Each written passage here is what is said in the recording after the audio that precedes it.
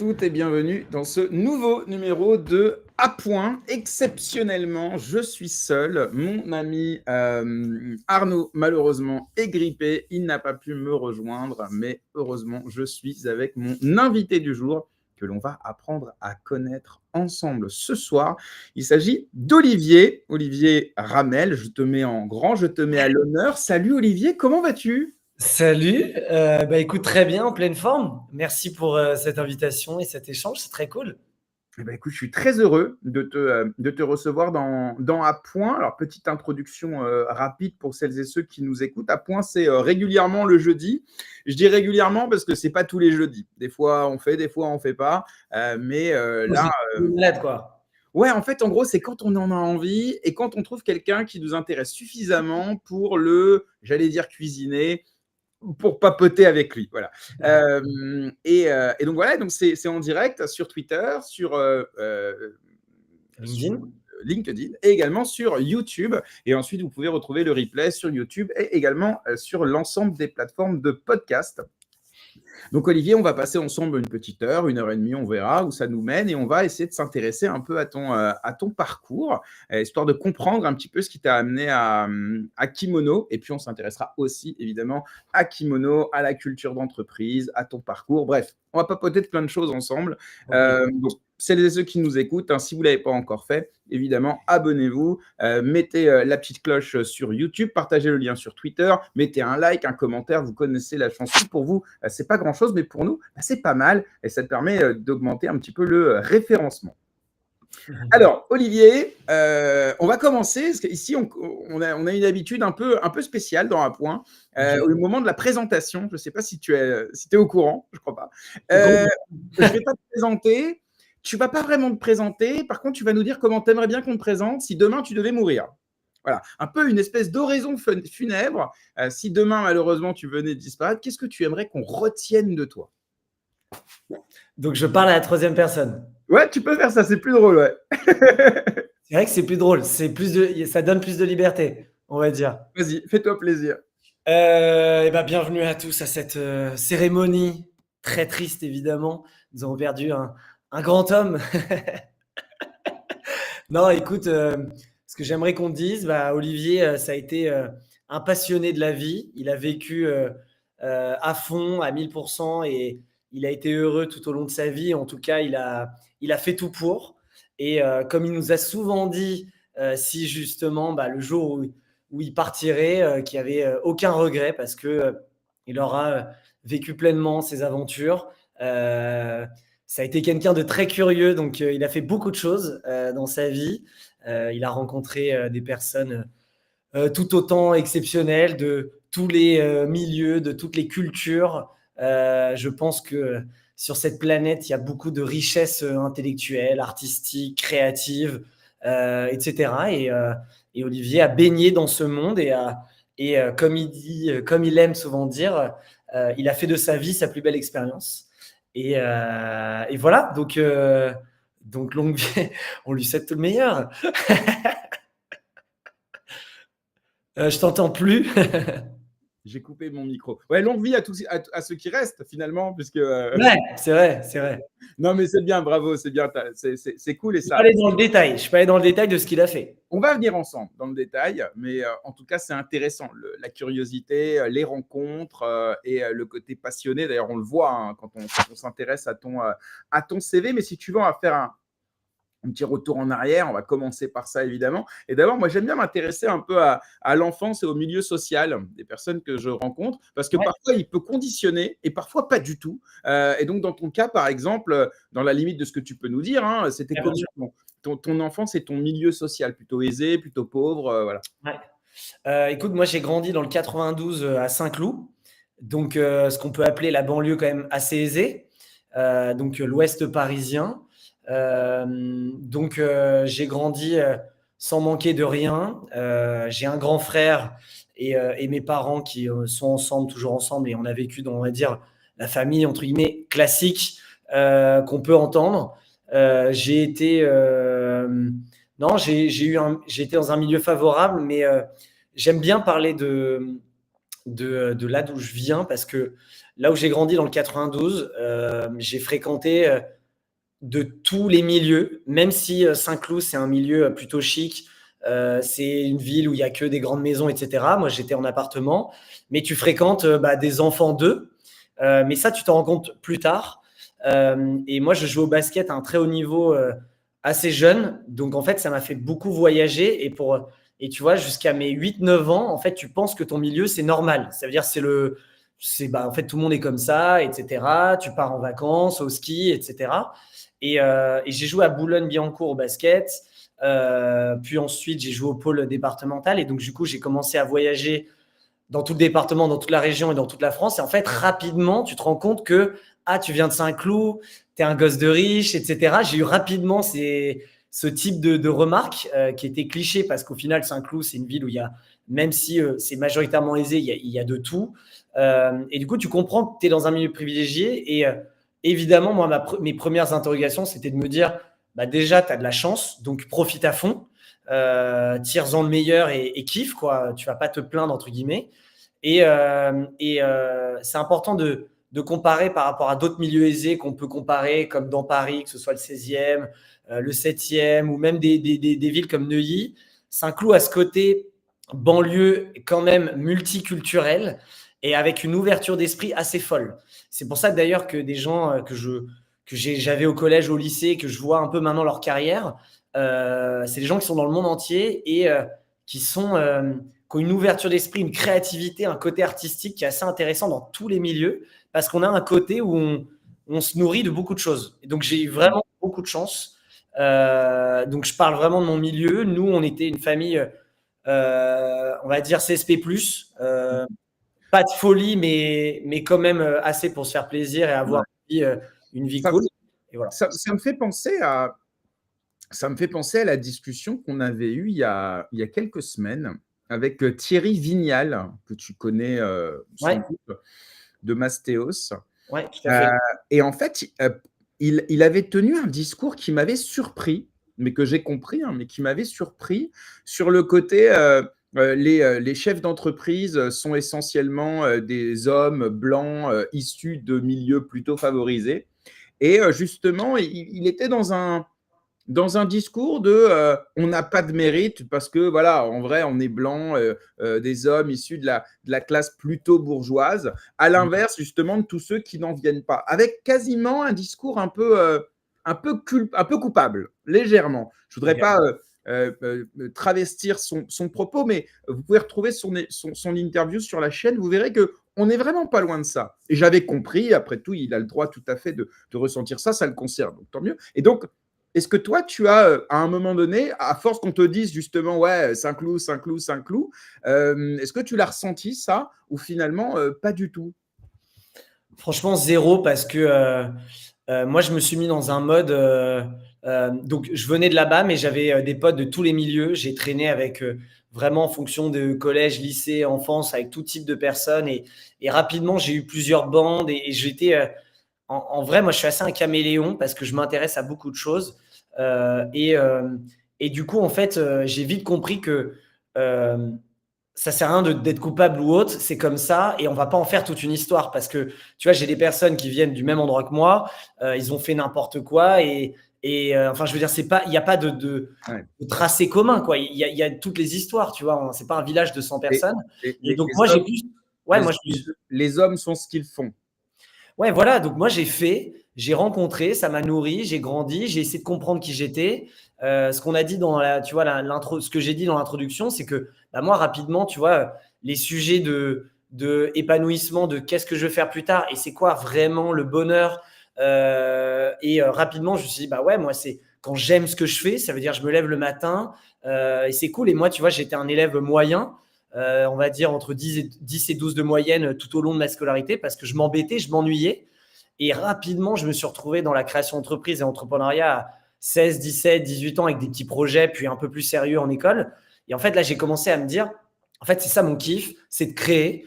J'ai la chance d'avoir un réseau, ou en tout cas avoir accès à un réseau, donc à moi de l'activer et de faire. Et aussi, comme tu l'as dit, les hommes sont ce qu'ils font parce que le réseau, il se crée. N'importe qui peut avoir son réseau. Il suffit de saisir les opportunités. Et tu vois, moi, j'ai toujours eu un mindset un peu yes man, surtout dans ma construction, je pense, entre tu vois, mes 14 à mes 22, 23, où je disais oui à tout, je savais ce qui me plaisait et du coup, tu savais ce qui ne te plaît pas, tu savais avec qui tu as envie d'être entouré et non, là où tu étais bon, là où tu étais moins bon. Et donc, du coup, j'ai rencontré 1 milliard de personnes, je me suis mis dans l'entrepreneuriat, j'ai créé mes premiers projets et je me suis dit, c'est ça que je veux faire et let's go, quoi. Et on verra où ça me mènera et pas de débat, quoi. Je suis sorti de ce truc, en fait, tu vois. Non, mais j'adore, moi. Enfin, moi, je suis plus en phase avec ce mindset où finalement, d'où qu'on vienne, en tout cas dans un pays comme la France, alors Ouais, c'est pas parfait, hein, oui, oui, oui, bien sûr.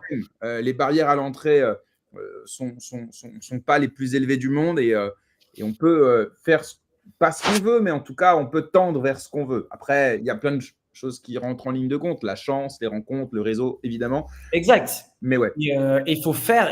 Tu vois, moi, j'avais pas d'argent de côté particulièrement. Je suis allé chercher mes premiers sous et en fait, tu pars avec ce que tu as, tu sais ce qui te manque ou ce qu'il faut aller et tu y vas. Et pour certains, c'est peut-être, tu pars de plus loin, mais tu peux arriver plus loin et vice versa. Tu vois, il y en a, ils traînent, alors ils ont tout ce qu'il faut. Donc, moi, je te dis, j'étais plus en mode, on va pas en faire une histoire. Je sais, maintenant on capitalise et on avance et on y va et aucune culpabilité. Je suis plus reconnaissant et chanceux de me dire, voilà, la bonne étoile était là et let's go, quoi. Ok, très clair. Alors, tu as raconté plusieurs fois ailleurs, mais c'est intéressant de revenir dessus, sur ta première expérience dans le merch, peut-on dire, avec notamment cette collection de sweats, de sweatshirts que tu as fait dans ton lycée. Tu peux nous raconter un petit peu et surtout, est-ce que ça fait le mec parce que finalement, c'est marrant, c'est comme par rapport à ce que tu fais aujourd'hui, tu vois, il y a un lien qui est juste énorme, alors qu'entre-temps, tu as fait plein de trucs qui n'ont rien à voir. Donc, si tu veux nous raconter d'abord cette anecdote.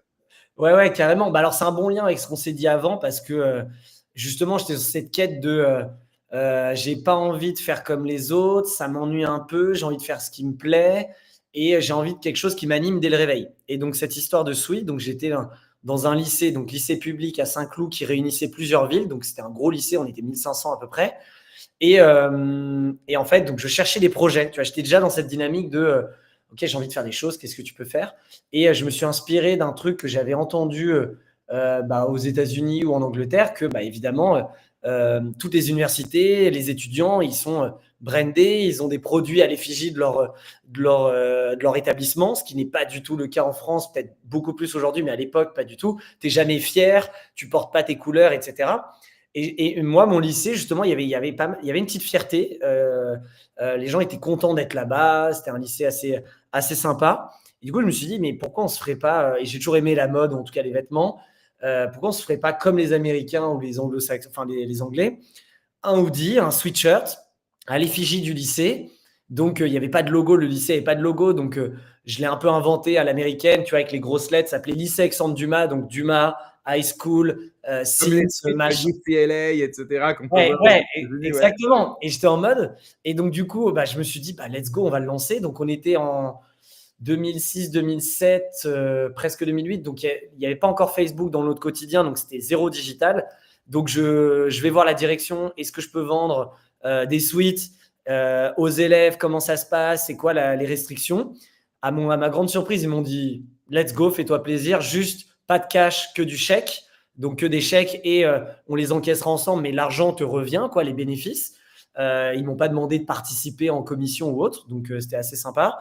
Et ils m'ont dit, fais-toi plaisir. Donc, du coup, j'ai dû me dire comment je prospecte, comment je communique. Donc, j'avais imprimé des affiches, je les avais mis partout dans le lycée. J'avais fait des petites enveloppes dans les comment ça s'appelait, les boîtes de chaque classe où c'est les délégués qui vont un peu voir les infos. Donc, j'avais fait des enveloppes. Je suis allé pitcher dans toutes les classes pendant une semaine. Donc, bonjour. Donc, j'étais en terminale, donc ça va, tu n'es pas impressionné par les secondes ou les premières. Mais donc, du coup, tu pitches devant toutes les classes. Salut, voilà, les photos. Si vous êtes chaud pour commander, je vous ai mis des bons de commande. C'est votre délégué qui l'a. Donc, tout à la mano, papier. Je veux ce suite en vert, taille XS. Et en plus, c'était les parents, du coup, qui payaient. C'était, je crois, 25 ou 35 € le suite. Et du coup, 15 jours de vente. Et ça a été un succès de malade parce que j'en ai vendu presque 700-800, donc plus de la moitié du lycée. Et ensuite, j'ai fait la livraison dans une salle de classe que j'avais eue toute la journée. Donc, tu distribues, tu stabilotes. Et en fait, expérience de malade qui a duré 6 mois parce que je suis passé en fait par toutes les stades d'une entreprise. Tu te structures au début, tu communiques. J'avais mes fournisseurs évidemment. Tu apprends à vendre, tu apprends aux galères, logistique, SAV, relations clients, etc. Et là, ça a été déclic. Et déjà, je me suis fait un petit billet intéressant comme argent de poche qui fait plaisir à cet âge-là. Et au-delà de ça, je me suis dit, OK, c'est ça que je veux faire dans ma vie. Je veux créer des choses comme ça et monter des projets les plus ambitieux au fil de l'eau. Mais Et ça a ça, été tu avais fait ça seul ou tu avais déjà à l'époque dû constituer une petite équipe ou Non, j'étais seul. Mais pour la petite histoire, du coup, cette expérience m'a pris un peu de temps, donc j'ai redoublé ma terminale. Ok, Et du coup, c'est un peu génial. relou sur le moment, mais après, ça m'a permis de le refaire une deuxième fois, du coup. Et là, j'ai eu quelqu'un qui m'a aidé pour la deuxième fois. Ok, d'accord. Tu as Mais, innové. mais tu vois, c'est marrant parce que là, je te le dis en mode comme si j'étais très conscient de ce qu'allait m'apporter pour le futur, mais je ne l'étais pas tant parce que je me souviens que ma CPE m'avait dit ah, c'est génial, tu verras, ce projet, il te servira dans la vie. Et moi, j'étais en mode bah, on verra. Et au final, il a apporté Ouais. énormément. C'est hyper intéressant parce que tu sais que ça me ramène à une anecdote que j'ai jamais racontée. Alors, pour rebondir sur la tienne, moi aussi j'ai raté ma terminale. Mais moi j'ai fait exprès de rater mon bac. Pour une histoire toute con, j'avais complètement zappé les inscriptions en prépa. Et quand je m'en suis rendu compte et que c'était trop tard, je me suis dit flemme de faire une année de fac. Donc j'ai fait exprès de Ah rater mon ouais, bac. pour être au lycée, ok. Voilà. Et en fait, à ce moment-là, dans ta vie, le fait de redoubler ta terminale, tu as l'impression que ça va être très grave dans ta La fin vie, du monde, ouais. que tu vas prendre un retard fondamental. Alors, soit tu arrives à prendre les choses avec un peu de recul en disant je m'en fous, je m'en sortirai toujours. Mais en tout cas, sur le coup, tu le vis un peu. Ouais. Ah ouais, c'est grave. Ouais, c'est grave. Et surtout, ta famille, tu dois lui expliquer que tu n'auras pas le bac cette année. Donc ça me rappelle ça, en fait. Et finalement, tu te rends compte. Alors, moi, aujourd'hui, j'en ai 36. Je ne sais pas quel âge tu as. 33. Bon, à peu près la même génération. Aujourd'hui, en fait, c'est plus une anecdote qu'on raconte et ça a Oui, bien sûr. peut-être influé, mais ça n'a pas changé le cours de notre vie. Mais voilà, en tout cas, c'est amusant parfois hein, de trébucher. Finalement, tu peux te relever 1000 fois sans aucun problème, quoi. Bah, c'est clair, ça tu l'apprends et tu comprends que c'est rien, c'est clair. Et au final, moi, ce qui est l'apprentissage en plus de ça, c'est que moi, ça a tout changé. C'est-à-dire vraiment du tout au tout. Je ne sais pas comment serait ma vie si j'avais pas redoublé. J'ai rencontré une copine qui a été ma vraie grande première relation amoureuse, des potes qui sont aujourd'hui mes meilleurs potes aujourd'hui. J'ai eu une autre école qui a changé. Enfin, évidemment, tu peux redire l'autre film dans l'autre sens, Ouais. mais cette année, elle a tout changé. Donc, c'est là où moi, je suis encore plus à l'aise avec l'échec et les ruptures de moments ou de choses que tu penses importantes parce que tu sais que en fait, ça va changer de chemin. Et en fait, ça se trouve, l'autre chemin, il va être exceptionnel. Donc je suis hyper à l'aise avec ça, quoi. Ouais, non, c'est hyper intéressant. Alors, si on continue un petit peu sur ton parcours, alors surtout n'hésite pas à me corriger, hein, parce que tu sais, on ne sait jamais, hein, je peux faire une erreur ou Ouais, avoir ouais. une information qui n'est pas dans le bon ordre, mais normalement, ça va. Moi, si je vois un peu après, il y a Hermès, Casual et Philips. 3 expériences où tu fais des métiers assez différents, mais en tout cas, c'est des activités qui sont salariées. Ouais. Alors, Non? pas vraiment, parce que donc Hermès, c'était un stage de 3 mois. Casual Campus, donc Casual C, c'était un stage aussi de 4-5 mois à peu près. Et Philips, stage aussi, stage de fin d'études. D'accord. Donc, Non, pardon, stage de troisième année. Donc en fait, c'est mes 3 seules expériences professionnelles en stage avant d'être dans mes boîtes. Mais donc du coup, j'ai jamais été salarié. en stage, tu es salarié. Ouais, ok, d'accord. Bah, si tu, Tu ok. as un patron, Oui, il y a une. Alors, oui, oui. non, mais tu as raison de corriger, hein, Ah non, bien mais t'as raison. T'as raison. Moi, C'est je juste. parlais du salariat, je parlais du lien de subordination, des horaires, c'était de ça dont j'avais envie de Ah te oui, oui, parler. bah, clairement. Et c'est Mais d'ailleurs ça qui. pour ceux qui nous écoutent, tu as raison de corriger.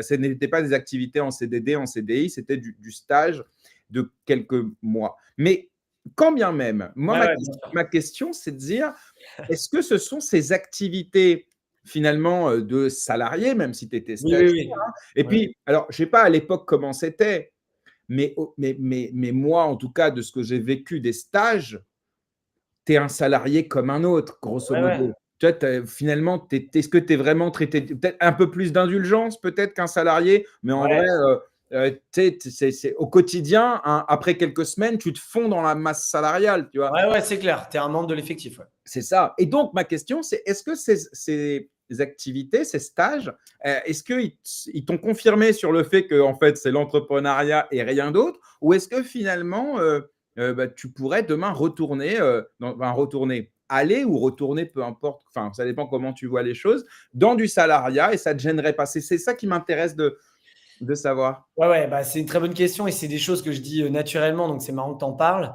On va dire que Hermès, c'était un stage dans l'usine, donc c'est un stage un peu ouvrier, donc tu te projettes pas. Je me suis pas, ça m'a pas choqué ni quoi que ce soit. J'étais plus en mode ok, j'ai compris l'expérience. Casual Campus, c'était une jeune startup, donc ça m'a donné envie, ça m'a montré le cadre un peu jeune, tu vois, entreprise dans enfin dans des bureaux, appartements dans Paris, etc. Et en fait, la vraie expérience, c'est Philips, 6 mois, big, énorme siège, le badge, la cantine, le N+18, etc. Et vraiment, c'est ce qui m'a dégoûté. C'est vraiment, je me suis dit, ah bah super, je sais que je veux plus jamais faire ça de ma vie. Et parfait, donc moi, je vais créer, je vais entreprendre et je ferai ça toute ma vie. Et je peux pas dire je serai jamais salarié parce qu'on n'en sait rien et on sait pas ce que la vie, mais je n'ai surtout pas envie et j'aimerais ne jamais y retourner et pouvoir être libre d'entreprendre et de créer comme je veux tout au long de ma vie. Et vraiment, c'est à ce moment-là. Et c'était une bonne expérience. Je veux dire, c'était un cadre sympa, c'était pas toxique et tout, mais tout était lent, c'était cadré, c'était ouais, angoissant. Moi, je me disais, mais oh, l'enfer, quoi. Enfin, tu vois, j'envoyais un mail, on m'ont retourné là, juste une réponse 15 jours après, 3 semaines après. Ton PowerPoint, c'est même plus à quoi il servait. Et je me suis dit, ok, bah, plus jamais. Mais au moins, je suis content. J'ai vu le monde un peu corporate et ouais, bah, là, clairement, ça m'a motivé. Et derrière, c'est là où j'ai vraiment commencé à passer la deuxième vitesse en entrepreneuriat. Tes parents, ils étaient salariés ou ils étaient entrepreneurs ou profession libérale? Quel exemple tu as eu à la maison Ouais. de ce statut? Bah, c'est un bon point. Ils ont été salariés toute leur vie, sauf ma mère qui a été juriste dans la même boîte toute sa vie, juste à un moment où elle a décidé d'être avocate officielle, donc repasser le barreau à 50 ans, et donc elle a été à son compte après, en profession libérale, mais vraiment juste avant de prendre sa retraite. Et mon père, il a été dans la même boîte toute sa vie, salarié, donc les deux des grosses entreprises, etc. Et c'est marrant parce que je me dis, mais du coup, d'où ça vient? Et en fait, pour le coup, ils étaient quand même dans des milieux très business. Mon frère, j'ai un grand frère qui a plus de 4 ans et entrepreneur aussi. Donc je l'ai vu quand tu as 17, 18 ans, l'écart, il est quand même assez important dans ce que tu fais au quotidien. Donc il a été aussi, lui, rapidement entrepreneur. Et en fait, mon père a toujours eu cette fibre entrepreneuriale. Il a fait un peu d'immobilier, quelques side projects. Donc, in fine, à la maison, tu vois, d'avoir le magazine Management ou Capital, c'était la norme. Il y en a toujours là qui traînaient. Donc, moi, ça m'intéressait. Donc, je pense que j'ai baigné une culture business, pas une culture entrepreneuriale, pour le coup, pas du tout. Mais ça parlait business. Donc, peut-être que, tu vois, d'avoir vu mon frère en école de commerce et il commence à monter des projets. Moi, j'ai aimé créer des choses. Ça m'a un peu drivé. Donc, on va dire univers business, clairement, mais pas spécialement ça crée des boîtes de tous les côtés, quoi. OK, très clair. Alors parlons de boîtes justement, parce que des boîtes, tu en as créé pas mal. Alors j'en ai listé quelques-unes. Si tu peux nous faire un vraiment small pitch de chacun, mais juste pour qu'on sache un peu. Et après, j'aurais quelques questions là-dessus. Moi, j'ai vu Cozy, La Récolte, WakaTP, Mouti. Rapidos, un petit speech sur chacune de ces entreprises. Et ensuite, on parlera de la suite. Ouais. Cozy, c'était une boisson relaxante, donc l'inverse d'un Red Bull. On disait le bien-être à portée de main et le but, c'était de t'apaiser. C'était contre le stress et c'est une boisson voilà, relaxante. On était les premiers en Europe à l'avoir fait. C'était le début des boissons un peu wellness. Tu veux que je raconte ce qui s'est passé aussi dans chaque? Non, parce qu'en fait, parce que sinon, Ah, ça. ok, donc je te pitch juste. Ouais, rapidos. Et après, on va essayer de trouver des points sur Ok. ces boîtes-là, si tu veux bien. Donc voilà, donc sa première, donc une boisson, donc le monde du F&B. Deuxième, tu as dit la récolte, donc toujours F&B, c'était des stands, donc des petits corners dans les universités et en événements de salade de fruits, de soupe, de légumes on demand, donc à la demande. Ouais, c'est tes petits corners, tu viens faire tes petits jus, etc. Toujours dans une dynamique bien-être pour les étudiants et en événementiel. Donc ça, c'était la récolte. Juste, je t'interromps juste parce que F&B, Food and Ah, Beverage, pardon. boisson et nourriture, au cas où, si c'est pas clair pour tout le Ouais, monde. Mais ouais. exact, tout à fait. Wakatp, après, j'ai vu, j'adore le nom, ça me rappelle évidemment un Indien dans la ville. Bien sûr, c'était toute la ref.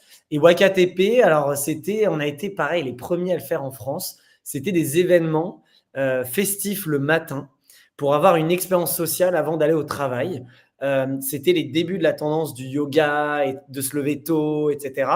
Et l'idée, c'était de se dire, bah, on est toujours fatigué, stressé le soir, donc tu n'as pas le temps de voir tes potes ou tu les vois, mais tu cercle vicieux. Et là, c'était de dire, bah, on va se lever tôt, tu vas faire de l'exercice, du yoga, et ensuite, ça part en fête, tu danses, pas d'alcool évidemment, c'était de 6h30 à 9h30, et tu viens te prendre un boost d'énergie, te réveiller avec une bonne énergie, faire un petit déj un peu healthy, et hop, tu pars au bureau, et du coup, tu arrives à fond et motivé pour ta journée. C'est quoi, tu louais une salle, les gens se Ouais, retrouvaient? ouais, on louait. Alors, c'était sur une péniche, plus précisément à Paris, parce qu'il fallait que ce soit en pleine lumière. Et donc, on louait une péniche et c'était comme un club. On a organisé des soirées, mais le matin, en fait. Okay. Et on a eu une presse de malade. On est passé sur 66 minutes. On a eu 50 médias et on a fait pas mal d'événements avec une bonne récurrence. Donc, c'était très événementiel. Ouais, je vois. Et Mouti. Ouais, et Mouti, c'était l'évolution de la récolte. Donc, WakaTP était en parallèle de la récolte et la récolte est devenue Mouti, où en fait, c'était le même concept avec un produit. On a créé un produit un peu phare où il faut imaginer un contenant qui peut avoir du liquide, donc des boissons, et de la nourriture. Donc, il y avait les deux en un. Donc, il faut imaginer, en premier, tu mets les boissons chaudes ou froides. Ensuite, tu viens mettre une sorte de comme une assiette bébé miniature dans le contenant et qui est séparée. Et là, tu mets des aliments chauds ou froids. Et il y avait un petit trou qui laissait passer une paille. Donc ça, c'était un objet breveté made in France très joli. C'était vraiment hyper design.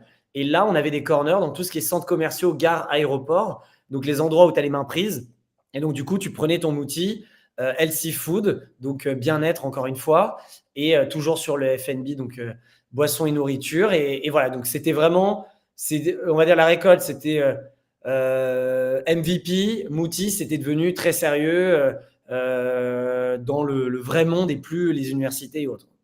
Ok. Alors, j'en ai peut-être oublié d'ailleurs, c'est possible. Mais l'idée, c'est que sur ces expériences en tant que fondateur, en tant qu'entrepreneur, ces entreprises, est-ce que certaines, elles ont fait faillite?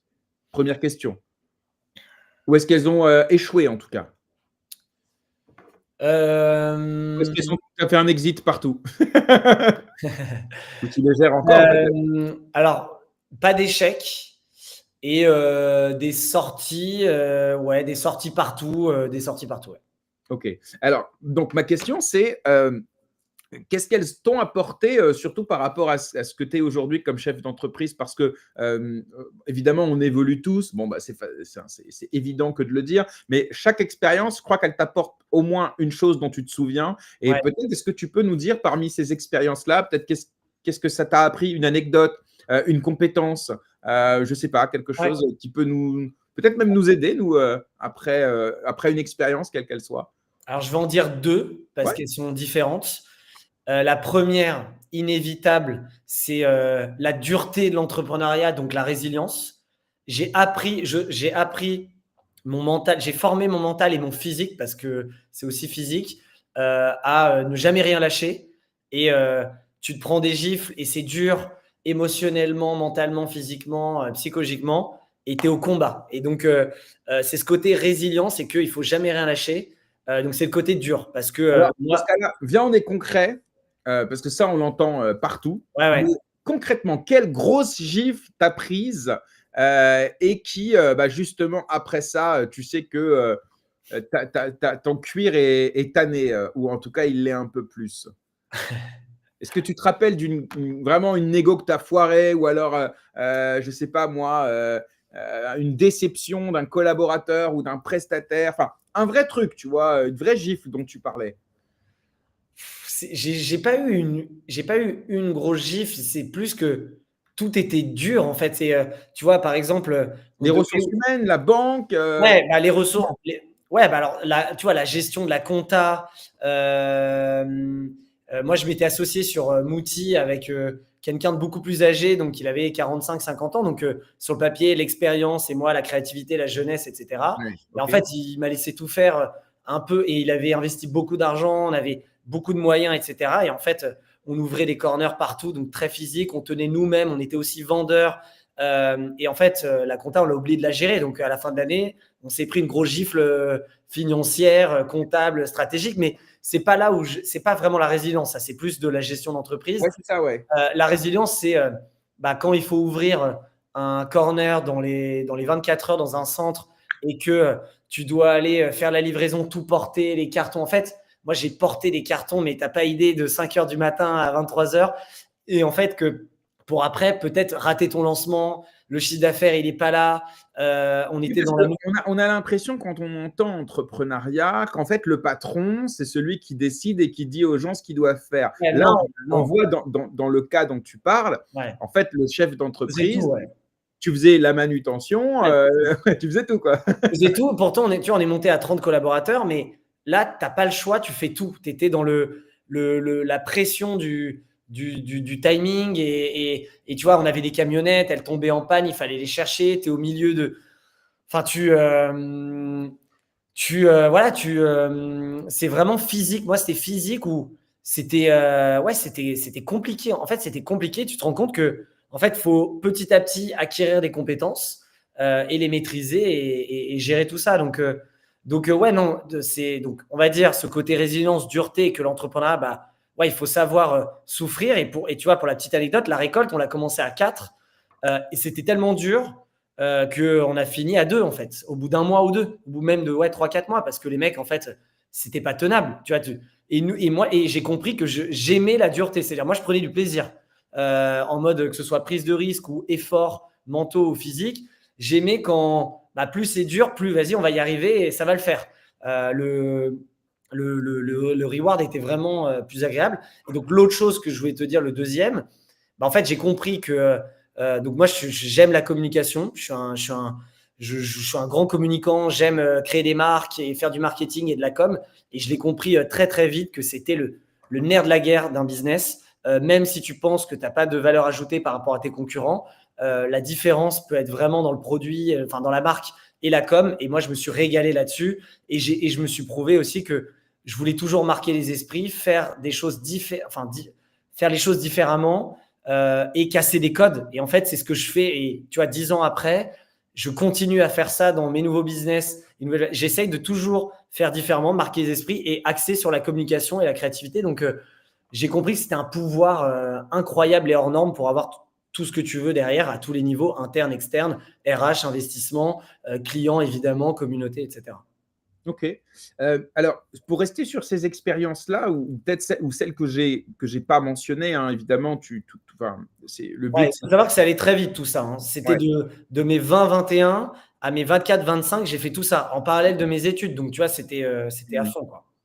Et donc dans ce contexte-là, on voit que tu touches à des secteurs donc qui sont, l'événementiel, j'allais dire l'industrie, alimentaire, mais tu appelles ça F&B et c'est sans doute le terme le plus approprié, pardon. Là aussi, c'est des secteurs qui sont pas, évidents à lier, ça fait un peu touche à tout, quoi, et limite un peu, et c'est quoi? C'est par opportunisme? Dès que tu as une idée, tu y vas, peu importe le secteur? Ou est-ce que tu avais une appétence particulière pour la bouffe et les soirées, quoi? Les soirées le matin, typiquement. Mais... Non, mais c'est une bonne question parce que je me la suis posée pas mal de fois. Et c'est pour ça d'ailleurs que j'ai arrêté ou ça s'est arrêté. C'est que en fait, j'étais pas un grand passionné, par exemple, par la bouffe. Ça m'a rappelé à mon premier amour, mon premier projet dont on a parlé sur les suites. C'est que je me suis promis j'aime créer, mais en fait, c'est quoi l'objectif? C'est d'être passionné et d'aller chercher un épanouissement du quotidien. Et en fait, le leitmotiv très jeune, ça a été de dire, OK, donc en fait, moi, ma manière d'être heureux, c'est en créant. Donc, je peux créer entre guillemets tout et n'importe quoi et c'est ça qui me passionne. Mais il faut qu'il y ait cette passion. Et si le produit, tu l'aimes moins ou tu n'es pas à fond, évidemment, la passion peut être plus difficile ou en tout cas, elle ne dure pas éternellement. Donc, en effet, il y a des opportunités. Parfois, c'est opportunité de business. Mais il y a toujours un petit kiff quand même. Tu vois, si on parle de kimono, on est revenu aux vêtements et d'autres produits. Et tous ces produits, je suis fan, j'adore. Donc, il y a quand même un business passion. C'est juste la partie food qui a été un chapitre de ma vie où je me suis dit, bon, ça, plus jamais. Et en fait, j'aime pas ça. Donc, ça m'a formé. Ça m'a appris énormément de choses, mais next, quoi. Ouais. Ok. L'événementiel, j'y suis toujours un peu d'une autre manière. Donc, ça, j'aime toujours ça. On va y revenir parce qu'effectivement, j'ai vu que ça faisait aussi partie des choses que vous faites avec Kimono. J'ai vu aussi que tu étais business angel aussi, que tu avais investi dans, alors je ne sais pas si les chiffres sont à jour, mais une vingtaine de startups. On est à plus de 30. On est à plus de 30, ok. Qu'est-ce qui t'a amené à un moment donné à te dire je vais être fondateur d'entreprise, je vais gérer mes entreprises et puis je vais aussi utiliser mon argent pour aider les autres. Est-ce que c'est une façon de rendre ce que toi, tu as pu faire ou est-ce que c'est par mentorat, de dire tiens, j'aimerais bien, voilà. Ou est-ce que c'est par opportunisme financier, ce qui n'est pas mauvais d'ailleurs, l'idée de faire levier avec ton argent en investissement dans des bonnes idées que toi, tu n'as peut-être pas eues. Voilà, je te laisse. Donc c'est arrivé, donc là ça a commencé moi mes premiers invests en 2018-2019, donc 2-3 ans après le début de Kimono. En fait, j'ai baigné dans un écosystème, j'ai connu un peu la grande époque start-up parisienne du moment où il se passait beaucoup de choses. Donc moi, j'étais au cœur de l'écosystème. Donc évidemment, tu vois des opportunités partout.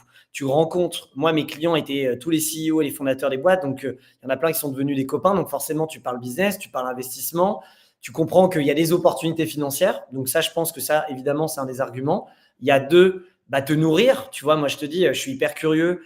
Donc te nourrir de d'autres industries. Et en fait, ce que je dis toujours, évidemment, c'est pas mes tickets qui font la différence sur des levées, mais par contre, moi, je m'achète en fait C'est quoi, par exemple, les tickets sur lesquels toi, tu te positionnes entre 10 et 20 à Ok, peu près. d'accord. Entre 10 et 20. Et c'est surtout, je me suis toujours dit, en fait, c'est des industries ou des produits que j'aime bien, que j'aurais jamais monté ou que je sais pas faire. Et ça m'intéresse de comprendre. Donc, en fait, tu t'achètes aussi un mini master sur Ouais, ces sujets. masterclass, quoi. Et ouais, et tu rencontres du coup, évidemment, plein de personnes là-dedans. Donc, moi, c'est ma curiosité, ça m'intéresse. Donc, pour développer un peu on va dire, ma culture générale business. Donc, il y a opportunité financière, curiosité de business et aussi kiff business. Et je pense que le troisième point, c'est j'aime bien mentorer, coacher naturellement et ça me fait plaisir d'accompagner. Je prends du plaisir, je suis très relation et humain et j'aime tous ces sujets. Et donc voilà, donc c'est aventure humaine, tu vois, aventure humaine, tu as envie de soutenir, d'aider, de contribuer et ça te fait plaisir quoi, de participer d'une manière ou d'une autre à l'aventure. Mm. Et tu vois, moi je suis un entrepreneur, je ne pense pas que j'aurai une boîte toute ma vie. De toute façon, c'est déjà trop tard du coup. Mais du coup, ça me permet en fait de faire plein de choses tout en restant focus 100% sur ma boîte, mais Ouais. en mettant des petites graines pour moi, être aussi cultiver un peu ma curiosité parce que je bouge tout le temps, j'ai plein d'idées, donc ça permet de planter des graines quoi, un peu Et partout. comment tu choisis alors, mettons de côté le rendement potentiel parce que c'est évident. Mais sinon, est-ce qu'il y a un truc sur lequel tu es sûr que tu ne vas pas, un red flag? Et à l'inverse, est-ce qu'il y a un green flag? Alors, j'imagine qu'il n'est pas décisif, mais un truc qui fait que quand on te présente un projet, tu vas peut-être un peu plus t'y intéresser. Bah, évidemment, entre mes premiers invests et les derniers, il y a quand même une montagne en apprentissage Ouais. il y a des erreurs que j'ai faites, tu vois, que je ne ferai plus aujourd'hui. Et donc, du coup, t'apprendre. Le red flag, Grosse erreur que tu as faite justement pour demain, c'est quelqu'un qui voudrait se lancer, mettre des petits tickets, le truc, le conseil que tu donnerais. j'ai pas assez. En fait, le conseil, c'est que je me suis laissé charmer Ok. et j'ai pas assez analysé, moi, de mon côté, le risque du marché. Donc Euh, les chiffres. Ouais. Ouais, le côté chiffre, le côté peut-être que en fait ce produit a une limite parce que demain il y a un nouvel acteur et en fait il n'y a plus de valeur.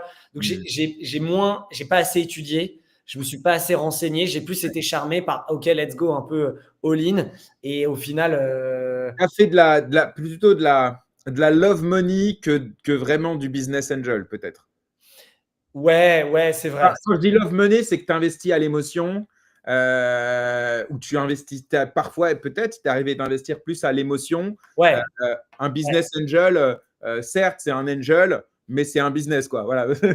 Donc, Ouais, c'est clair. C'est clair. En vrai, ouais, souvent c'est l'émotion et aussi par le kiff de l'aventure. Tu vois, donc un green flag, c'est que le business, le green flag, c'est j'ai vu l'opportunité, elle me plaît, je le comprends. Soit je l'avais déjà pensé, soit je me dis ah putain, j'avoue c'est dingue, j'adore, j'y crois, let's go. Donc ça va être un green flag. Donc ça peut passer par le produit, la marque, l'équipe, peu importe, et les fondateurs. Le red flag, ça va être ça va être quand moi les business pas du tout sexy, c'est un red flag pour moi. C'est-à-dire, comme je te disais, je suis très marque, très com, donc des trucs qui d'ailleurs peuvent rapporter 10 fois, 100 fois plus. Ça, tu vois, moi c'est un red flag pour moi de me dire non, j'y vais pas. Et au final, je le fais pas entre guillemets que pour l'argent et donc ça m'intéresse pas. Et si j'ai aucun atome crochu avec les personnes, il y a même pas de sujet. Moi, en fait, j'investis toujours. Le green flag, c'est de me dire, est-ce que c'est des personnes avec qui tu peux vivre des moments perso et que ça peut être des gens de ton réseau proche? Oui, bah voilà, ça c'est, tu vois, c'est des gens aussi de confiance, etc. Parce que c'est aussi vrai, c'est que moi j'ai investi chez des gens, ils ont aussi investi chez moi. Tu vois, il y a aussi tu te nourris, tu te construis et je pars du principe que tu crées une première relation et en fait cette personne va peut-être faire d'autres boîtes. Donc voilà, donc moi il y a un gros fit humain là-dessus, en plus du business, de l'opportunité et du fait que ça peut être très gros. Donc tu vois, là où j'ai plus appris, c'est que mes love money, ça a été peut-être sur des marchés trop petits, pas assez important pour un BA pour s'y retrouver. Donc là, j'essaie de tout mesurer et d'avoir vraiment une grosse ambition là-dessus. Et là, tu vois, donc là, avec 2024, j'ai dépassé les 30 invests. Là, tu vois, cette année, je me suis dit que je vais calmer pour investir ailleurs. J'ai pas mal d'autres sujets. Et voilà, donc là, je suis dans un mode où, on va dire, c'est comme si moi-même, j'étais un fonds. J'avais liquidé le fonds. Maintenant, on attend le return pour recréer un cycle. Après, ça fait 2 ans que je dis ça et il y a toujours des opportunités, donc il ne faut pas avoir le FOMO. c'est ça. Mais là, je me suis dit, voilà, maintenant on a fait le risque. J'étais aussi en mesure d'être 100% en risque. Donc j'ai vraiment dépensé tout ce que je gagnais quoi, en permanence et dans ce type. Mais maintenant, voilà, je consolide autrement et on plante des graines ailleurs. Ok, très clair. On va parler un peu de kimono. Ouais, Euh, Kimono, en 2 mots, c'est quoi? c'est le partenaire de ta culture d'entreprise. Ouais, en deux, trois mots. Alors, Partenaire, on va en rajouter un peu. Je vais te laisser quelques mots supplémentaires pour comprendre, voilà, en termes d'activité. Je crois qu'il y a 4 activités principales, mais je vais te ouais. laisser. Voilà. Mais quand je dis 2 mots, ça veut vraiment dire, en gros, quoi. Ouais, en gros, non, bah écoute, en gros, on est une boîte de services B2B. On a, en effet, on se présente comme des culture designers. Donc, notre métier, c'est de designer la culture des boîtes. On croit au pouvoir de la culture d'une entreprise et on y répond 4 manières différentes. La première, ça a été par la partie merchandising, donc réaliser des vêtements et des objets personnalisés. On a complètement cassé l'industrie en apportant quelque chose de très haute qualité, de responsable et avec une expérience qui n'existait pas sur ce marché. Donc, on habille les équipes, on crée ce sentiment d'appartenance avec non pas des goodies que tu mets dans ton tiroir, mais quelque chose que tu es fier de porter et dont tu es ambassadeur de marque. Et on pense que la culture, elle démarre par ça. Ensuite, on a une offre d'aménagement d'espace de bureau. Donc, on aménage des bureaux avec une équipe d'architectes, etc. Donc, on réinvente les espaces. On a une troisième offre de conseil en culture, puisque du coup, on est devenu expert sur ce sujet. Donc, on conseille les dirigeants, les RH de toute taille, justement pour t'aider à formaliser ta culture, que ce soit la créer, la consolider, la faire évoluer, la mesurer. On a toute une méthode d'accompagnement là-dessus. Et la dernière offre, c'est une offre événementielle, puisque sa culture, il faut la faire vivre. C'est des équipes, on le sait encore plus dans des périodes de crise comme on vit depuis quelques temps. Et donc, c'est organisation de séminaires, team building, off-site, etc. Donc ça, c'est nos 4 métiers qui sont certes différents, mais qui répondent aux principes de culture avec des équipes distinctes. Mais nous, on a des clients qui font appel à tout ou qui reviennent pour un produit puis un autre, etc. Donc, il y a vraiment la culture d'entreprise à 360 degrés. Alors, je t'avoue que la notion de culture d'entreprise, elle fait un peu bullshit. Mais on va voir ensemble et on va prendre le temps d'essayer de comprendre finalement le sous-jacent de ce terme un peu marketing, mais qui finalement fait remonter des choses de fond, si tu veux bien. Mais en tout cas, il y a une chose est sûre, c'est que moi, j'ai appris en m'intéressant un petit peu à ce que vous faisiez, finalement, le périmètre de la culture d'entreprise. C'est-à-dire que moi, typiquement, culture d'entreprise, j'entendais par là identité de marque, identité visuelle. J'entendais potentiellement, tu sais, une charte éthique qu'on pouvait partager, des valeurs, enfin, plein de choses un peu mindset. Et en fait, en découvrant Kimono, on parle d'architecture, donc en fait, le lieu physique dans lequel on évolue. Sure. Le textile, bon, ça, c'était assez connu, mais je crois que vous poussez le truc un peu plus loin. Et l'événementiel, ça, pareil, on entend le team building, tu vois, tous ces trucs-là qu'on aime ou qu'on n'aime pas. Bon, en tout cas, ça se fait maintenant. Donc, voilà. Et limite, parfois, je crois que j'en parlais hier avec un salarié qui me parlait d'un truc de team building que moi, je trouvais ridicule.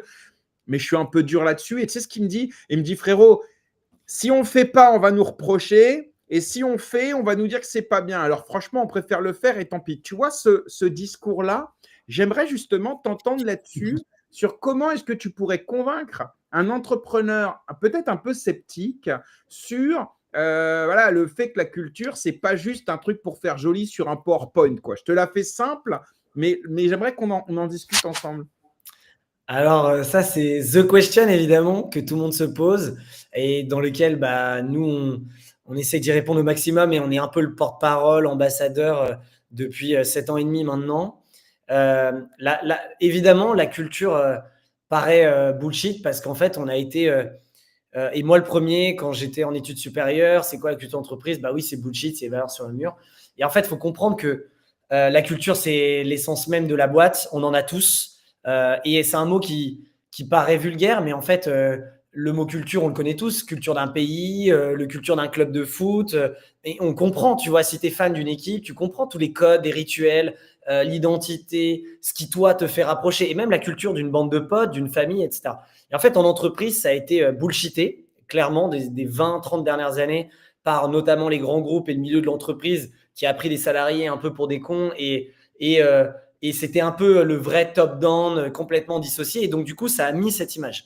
Et la réalité, c'est que c'est en train de changer et le Covid a amélioré, a fait comprendre que la culture, c'est ta priorité dans ta boîte. Parce qu'en fait, c'est ce qui va te permettre de recruter. Parce que ta culture aide à créer, évidemment, un tronc commun, aligner des équipes autour d'une même vision. Et que demain, une culture forte attire des personnes fortes qui se réfèrent à ta culture. Parce qu'il n'y a pas de bonne ou de mauvaise culture, il n'y a que des cultures fortes de 0 à 100. Et donc, si tu n'as jamais travaillé ta culture, on va dire que tu es à 0. Si tu la travailles énormément, comme certaines boîtes successful, elle est en partie grâce à ta culture. Et il y avait une stat, tu vois, intéressante, qui disait que c'était, je ne sais plus quel cabinet de conseil qu'il avait fait, mais ils avaient analysé les plus belles boîtes américaines. Ils avaient dit c'est quoi le point commun qu'ils ont par rapport à toutes les autres. Et en fait, il y avait un truc qui ressortait, c'est qu'elles avaient toute une culture très, très forte. Et que tu l'aimes ou que tu l'aimes pas, d'ailleurs, une culture forte, elle est clivante. C'est plus elle est forte, plus elle est clivante et plus tu t'y retrouves pas. Donc, ta culture, c'est ta priorité parce que, évidemment, elle va t'aider à recruter. Elle va t'aider à attirer les meilleurs. Si la culture, tu t'y sens bien, tu vas y rester. Et on veut tous garder nos talents, il y a la rétention des talents. Et ça, c'est quand même le nerf de la guerre d'un business, de dire, tu peux avoir le meilleur produit, le meilleur service. Si tu n'as pas la meilleure équipe, c'est mort. Donc, ta culture, c'est ton sujet principal. Et on est, en tant que dirigeant, entrepreneur, on est très mal éduqué sur ces sujets. On nous apprend plus vite à faire un business plan, évidemment, à comprendre la rentabilité, le chiffre d'affaires. Mais en réalité, évidemment, c'est important, c'est la base. Et c'est pas ce qui est le plus important, c'est que ça fait partie du scope de l'entrepreneur de travailler sa culture. Donc, il y a ce côté attraction. Tu dis que la culture d'entreprise, c'est la clé de la réussite. Ouais, c'est la clé de la réussite. Tu le mets en termes de priorité. C'est la colonne vertébrale de la boîte parce que c'est elle qui va… et d'ailleurs, on dit souvent une culture interne. Or, ça, c'est faux. Ta culture, elle est autant interne que externe parce que tu propages ta culture envers tes fournisseurs, tes clients. Et tu vois…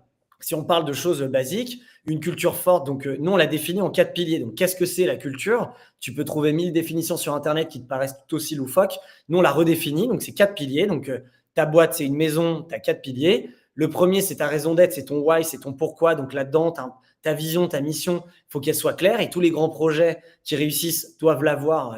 On fait un jeu pour être concret. On va prendre Kimono, OK? Et puis, les 4 piliers dont tu parles, on va l'appliquer à Kimono. Alors, c'est quoi la raison d'être de Kimono, par exemple? Ouais.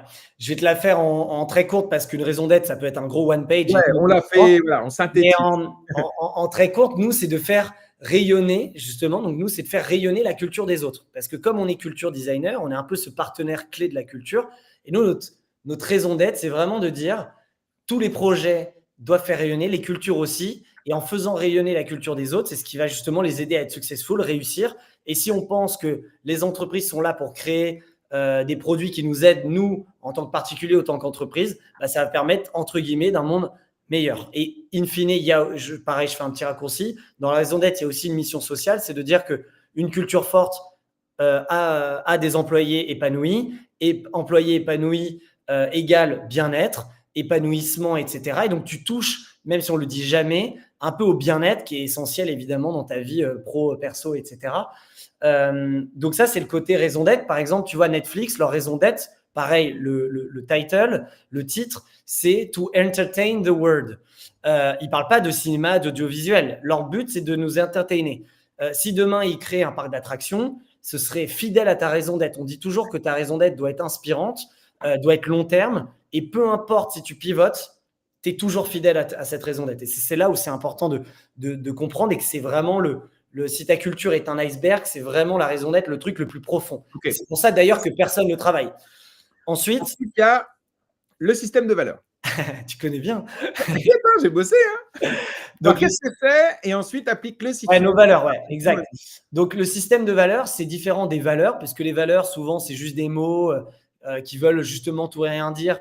Et tu vois, quand tu vois une entreprise qui dit ses valeurs, c'est le respect, la bienveillance. Moi, ça me paraît toujours fou qu'on peut mettre ça encore parce que c'est censé quand même être la base dans un milieu d'entreprise. C'est-à-dire, si une entreprise doit dire que ses valeurs, c'est le respect, enfin, qu'est-ce que ça veut dire? Tu vois, c'est des fausses valeurs. Enfin, je veux dire, la bienveillance, c'est logique de travailler dans un climat de bienveillance.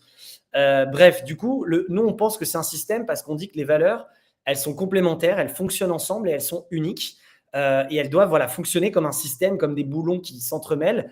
Et ce système, il évolue. Et surtout, si demain, tu changes une valeur, tu dois changer ton système. Et c'est important de le penser en système parce que tes valeurs, ce n'est pas justement à mettre sur un mur. Elles vont dicter tes décisions, ton attitude et ta manière d'agir au quotidien. Et c'est hyper important. Donc, nous, on a 5 valeurs.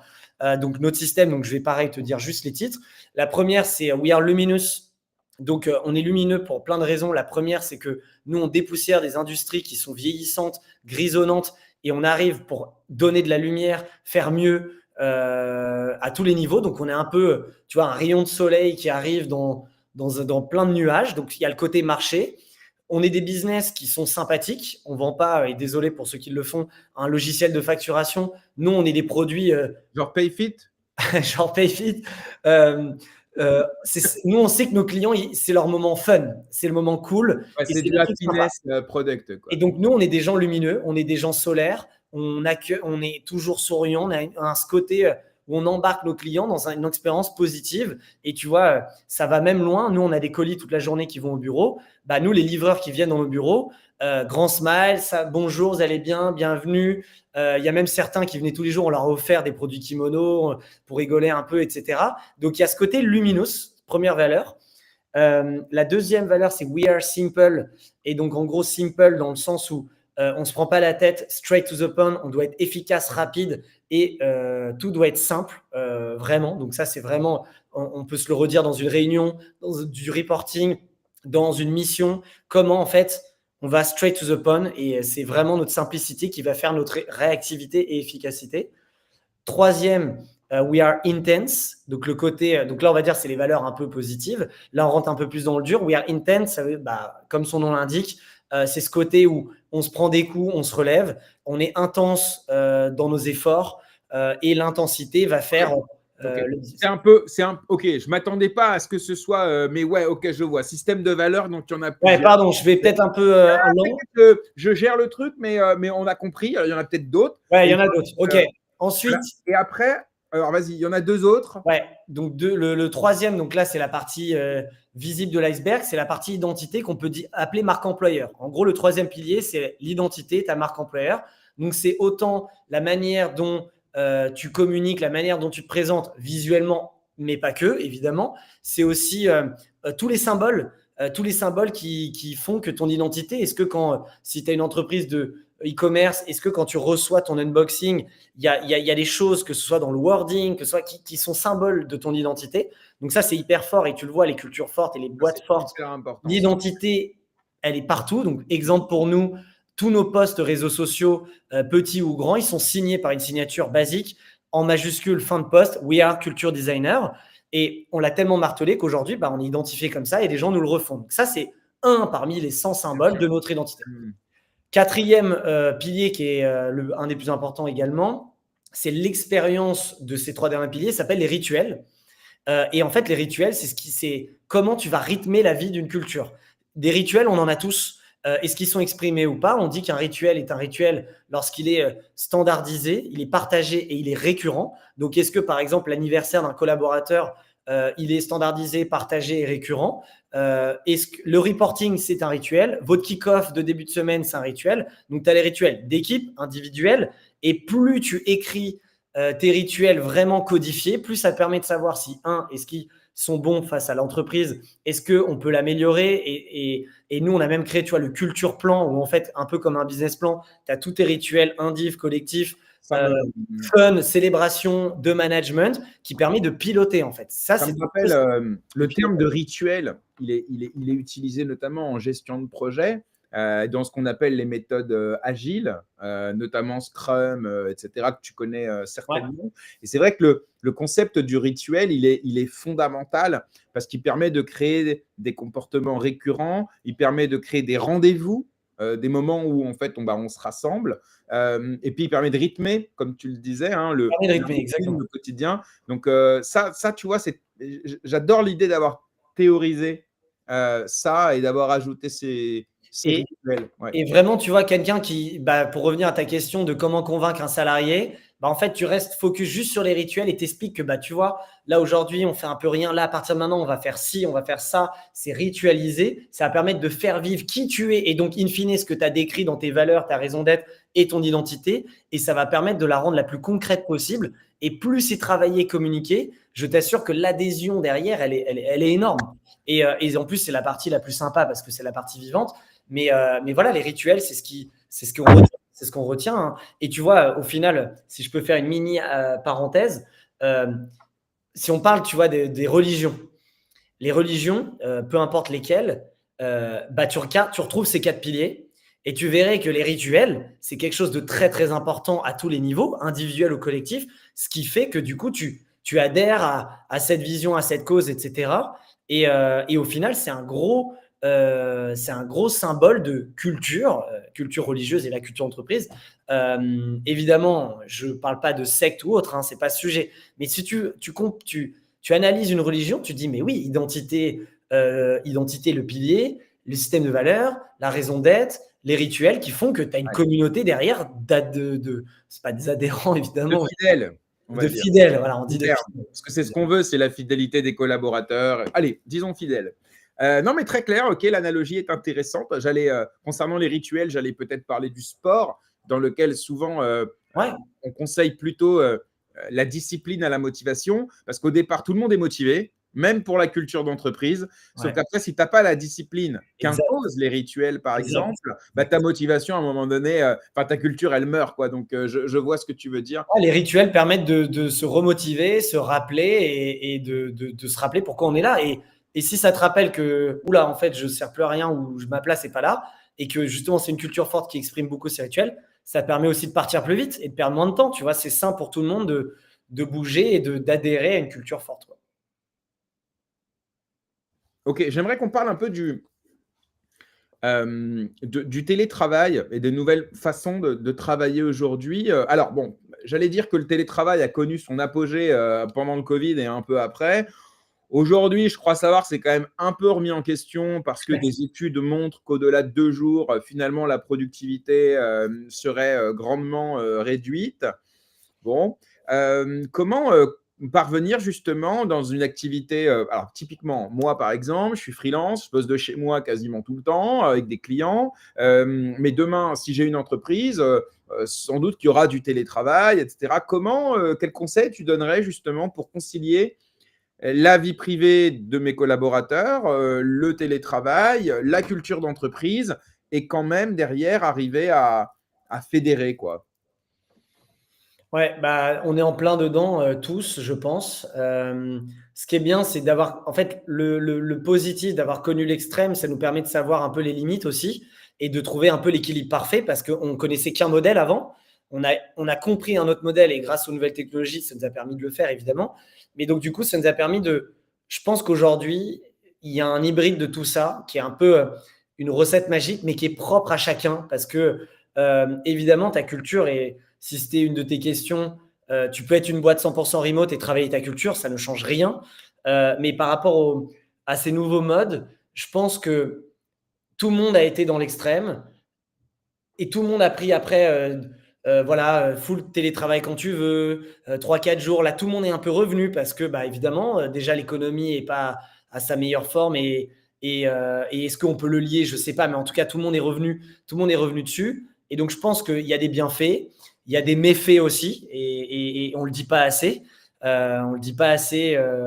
Tu vois, toi, tu es freelance, tu es à ton compte, tu as ta propre gestion et donc tu peux travailler chez toi, il n'y a pas de problème. Un collaborateur, il a besoin d'être avec son équipe, il a besoin d'apprendre aussi parce que c'est aussi dans le travail que tu apprends énormément perso-pro, tu vis des choses très riches. Et, euh, et non, et je pense qu'aujourd'hui, on est encore au début d'avoir trouvé la recette magique et de cet équilibre. Mais pour moi, c'est un mix, évidemment, une flexibilité en fonction des business et ceux qui le peuvent, évidemment. Mais je pense que oui, tu dois t'adapter à tes équipes, mais à un moment, il faut que tout le monde y mette du sien.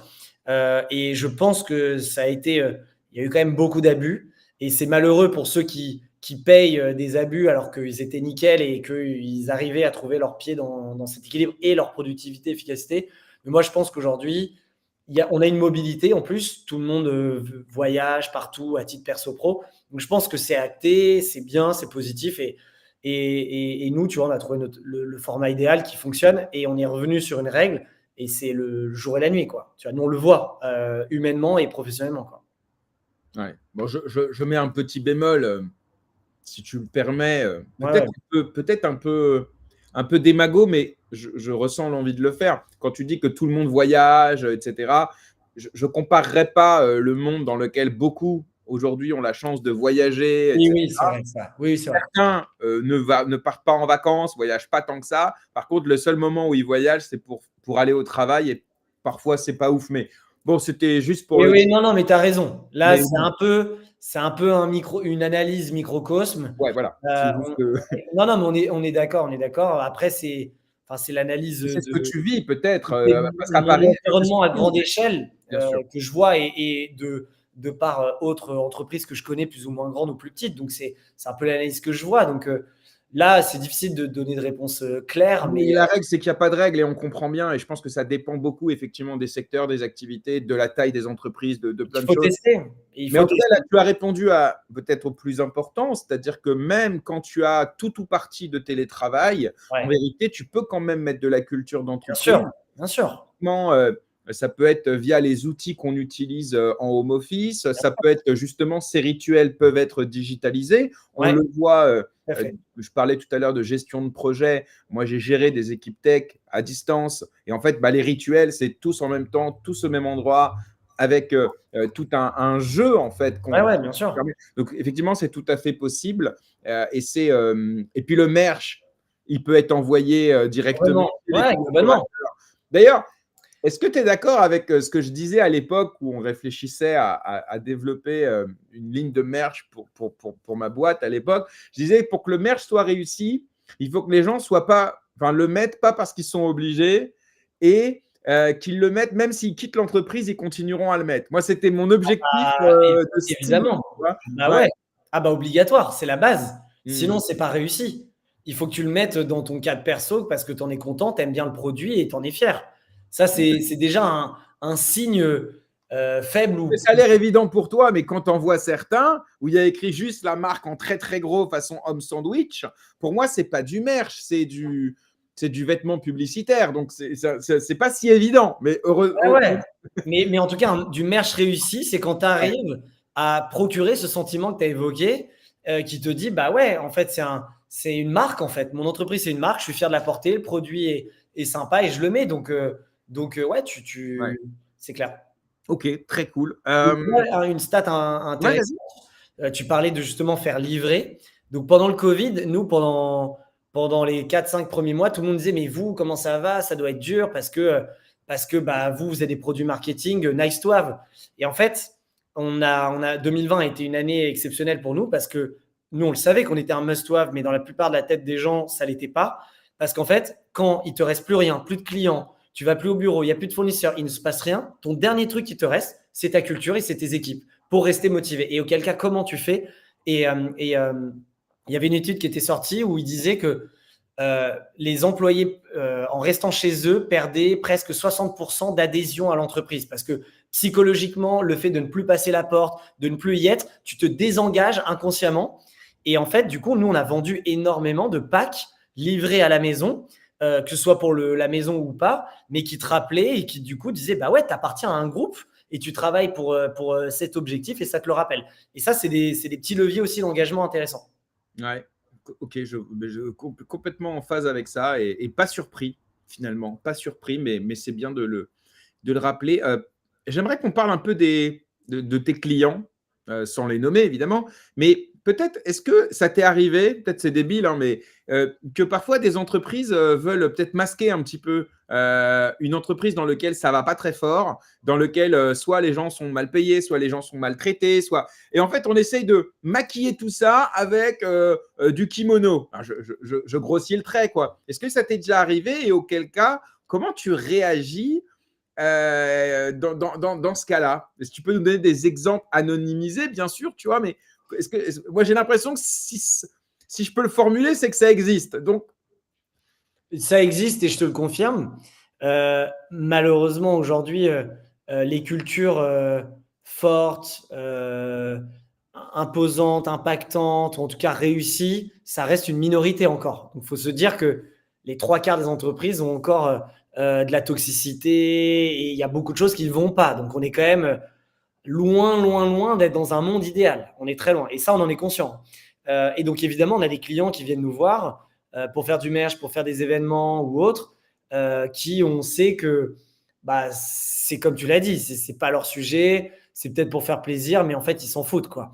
Et auquel cas, bah, nous, on est un fournisseur, tu vois, on n'est pas à ce point de dire non avec une charte. Voilà, j'aimerais avoir ce luxe, mais pas peut-être ton rôle, quoi. De toute façon, c'est pas mon rôle. J'ai un rôle d'éducation et de dire, bah voilà, non, mais tu évidemment, t'engages sur les moyens, pas sur les résultats, parce que c'est pas ta boîte, quoi. exactement, voilà, Ouais. exactement. Donc Et non, chez Kimono, ça va? Bah oui, Non, évidemment. je te taquine, mais tu as compris. C'est-à-dire que on dit parfois que les cordonniers sont les plus mal Oui, chaussés. c'est vrai. Et Bah, donc, ça, c'était mon stress day one. Donc, et je oui, me parce suis que tu promis. imagines la pression que tu as. Tu imagines s'il y a un salarié qui un jour dit bon, kimono, t'en mets. Par contre, en interne, c'est une cata. Non, mais tu imagines? Ah ouais, et du coup, c'est un peu ma petite réussite et ma petite fierté, c'est que Ouais. comme ça a été mon stress day one, nous, on est notre prototype. T'es Donc, moi, ton j'ai red tout flag, testé. j'allais dire red flag. Non, t'es ton, comment on dit, la maison mère, Euh, c'est ton, Bah, c'est ma zone de le plus gros magasin, le flag. flagship. Flagship, pardon, c'est ça. T'es ton propre flagship. Ouais, Il on vient chez toi, teste. il faut qu'on se sente, ouais. Exactement, les méthodes, tout ce que je t'ai dit, ça, on l'a testé chez nous, on a mis au point plein de choses. Et en fait, aujourd'hui, je peux le dire et le signer qu'on a une culture très forte, on a des équipes de dingue, on a changé euh, la vie de certains de nos collaborateurs. On reçoit des messages depuis 7 ans et demi, on a un très faible turnover, qui est un signe quand même assez important. Tu vois, j'ai des gens qui sont là depuis 6 ans, 5 ans, euh, et, euh, et on marque les personnes, et surtout, il y a une aventure humaine très très forte, et ça, n'importe qui, et là, je te mets à l'épreuve, tu pourrais prendre n'importe qui, il pourrait ne pas le nier. Enfin, il ne pourrait pas dire le contraire. Et donc voilà, donc moi j'ai beaucoup investi là-dedans. C'est justement, j'ai travaillé beaucoup pour qu'on soit un exemple plus que juste un prestataire qui dit que, tu vois. Ok. Non, non, mais bon, par principe, je te crois. Dans tous les cas. Non, et puis de toute façon, ce serait trop cher payé que de mentir parce Trop que cher. à l'ère des réseaux sociaux aujourd'hui, Oui, oui. voilà, enfin, ça ferait plaisir à certains de venir essayer de prouver l'inverse. Non, En c'est fait, clair. non. Et puis on voit que tu es habité par la mission, entre guillemets, donc ce serait absurde de ne pas la mener chez toi. Mais je me devais quand même de te poser la question, tu vois. C'est une bonne question. Alors, le dernier sujet que j'aimerais aborder avec toi, c'est le sujet en général dont Arnaud euh, s'approprie. Mais alors, en son absence, je vais le faire. Moi, on va parler de personal branding un petit peu. Moi, le mien s'exerce essentiellement sur Twitter, dans ce qu'on appelle la cryptosphère, puisque je suis à la base plutôt un mec dans l'écosystème crypto Web3. On y reviendra juste après pour les 3 questions subsidiaires. Mais Arnaud, lui, lui est dans le droit, il est avocat, tech, mais il travaille son personal branding notamment sur LinkedIn. Voilà, juste pour un peu les profils. Et donc, toi, j'ai remarqué aussi que eh bien, tu travaillais ton personal branding, notamment sur LinkedIn. Ma question, c'est dans la culture d'entreprise, il y a aussi la personnalité du fondateur qui va finalement, j'allais dire, se déverser sur l'entreprise, soit pour faire profiter l'entreprise, soit au contraire lui porter préjudice en fonction de comment c'est géré.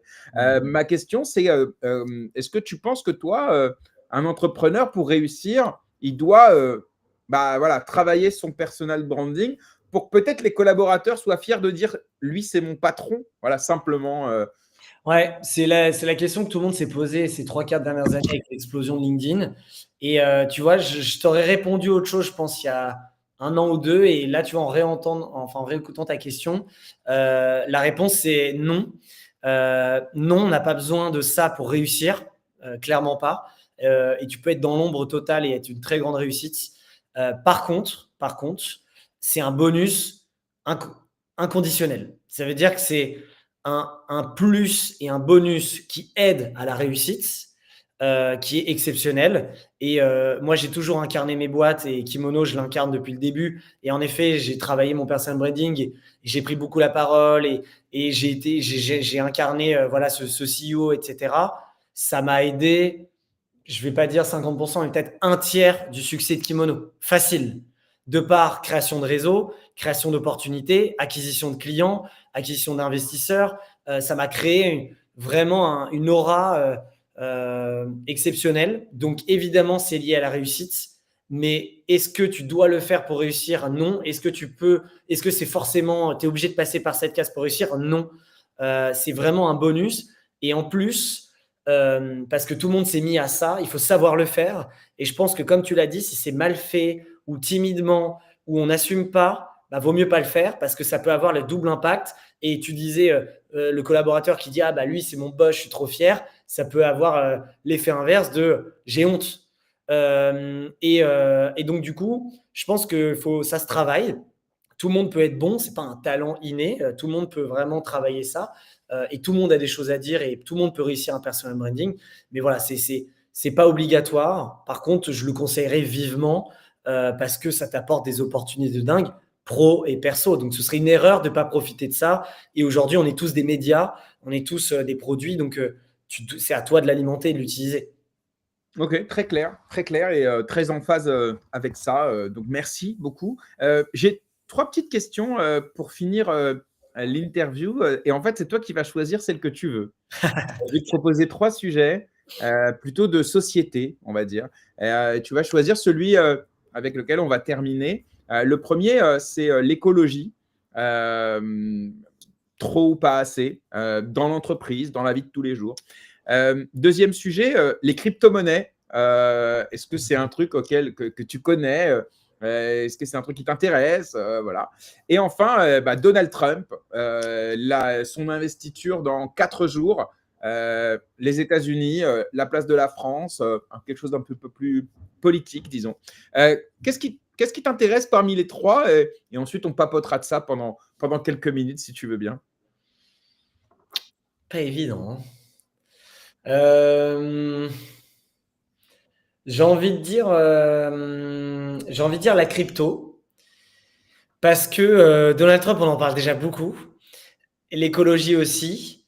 Et la crypto, on en a beaucoup parlé. Et moi qui suis un peu éloigné, je trouve que depuis 1 an ou 2, on en parle moins. Et je suis curieux de parler de ce sujet parce que de voir un peu ces évolutions, toi qui baignes dedans, comprendre un peu le switch. Donc évidemment, on a tous eu la news, on a tous vu les news avec le Bitcoin là récemment. Mais il s'est passé tellement de choses. Moi, je me souviens, ces quelques années, c'était dingue. Puis après, ça s'est essoufflé. J'ai envie de comprendre ce qui se passe. On verra dont on parle. Mais voilà, crypto-monnaie. Ok, écoute, alors évidemment, moi ça me va, mais j'aime bien ne pas imposer le sujet. Non, alors pour le coup, je vais d'abord moi te poser 1 ou 2 questions pour voir un peu le niveau d'engagement du truc. Et après, si tu veux, avec plaisir, je vais te donner 2-3 petits trucs sur ce qui se passe en ce moment et on va en discuter. Alors d'abord, petite question, est-ce que tu as déjà investi dans les cryptos et est-ce que ça s'est bien passé ou pas? Parce qu'on rappelle que c'est évidemment des actifs qui sont extrêmement volatiles, qui Bien sont sûr. extrêmement risqués et on vous invite, si vous investissez dedans, à n'investir que des sommes dont vous n'avez pas besoin et que même vous êtes prêt à perdre, hein, on peut le dire très clairement. Clairement. Moi, c'est mon cas. J'ai investi ce que j'étais prêt à perdre. Donc, c'était vraiment pour tester. Donc, la réponse est oui, mais très faiblement. J'ai vraiment testé. J'avais investi en 2020, Ok, Bitcoin, Ethereum. ok. Et j'ai pas Les retiré. plus grosses crypto-monnaies. Ouais. Ouais, les plus grosses que données, j'ai pas retiré depuis. Donc, D'accord. ça, Aujourd'hui, tu dois être content quand ouais, même. beau Parce multiple. que, entre-temps, il s'est passé. Ouais. Alors, pour te faire un petit récap rapidos, là, évidemment, on pourrait y passer 3 heures, mais on ne va pas le faire. Mais en gros, toi, tu es rentré en 2020. Donc, en gros, au moment où tout le monde en parlait, ce qui est à peu près le parcours de beaucoup. Ensuite, il s'est passé un crash monumental en 2021 et 2022, 2023, notamment à la suite de la faillite d'un énorme exchange qui s'appelle FTX. On a eu aussi un protocole de finance décentralisée qui a complètement fait faillite, qui s'appelle Luna. Et ces 2 événements, ajoutés à un contexte aussi politique, économique un peu compliqué, réduction des liquidités, etc., les cryptos, en fait, ont paru pour certains morts et enterrés.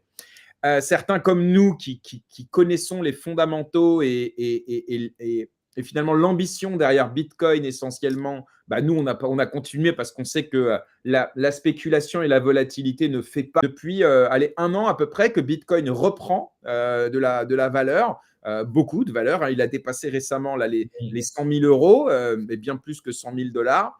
Et surtout, ce qui se passe, la news majeure, c'est surtout Donald Trump en juillet dernier, qui, à l'occasion d'une conférence dédiée à Bitcoin, alors qu'il est en pleine campagne pour la présidentielle qui finira par gagner, qui annonce, face au monde Bitcoin, mais même face au monde en général, qu'il envisage de créer une réserve stratégique en Bitcoin pour l'économie américaine. Si bien que Bitcoin serait placé au même niveau que l'or ou les bons du trésor américain ou les obligations européennes.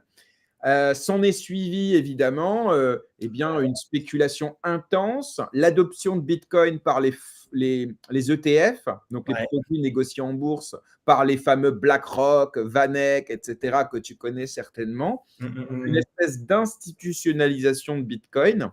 Et voilà, alors de façon extrêmement résumée, hein, évidemment, l'élection de Donald Trump n'a jamais été aussi proche. Et donc, évidemment, tout le monde s'attend à ce qu'aux États-Unis, la régulation va être très favorable au développement de Bitcoin, mais aussi de l'industrie des crypto-monnaies.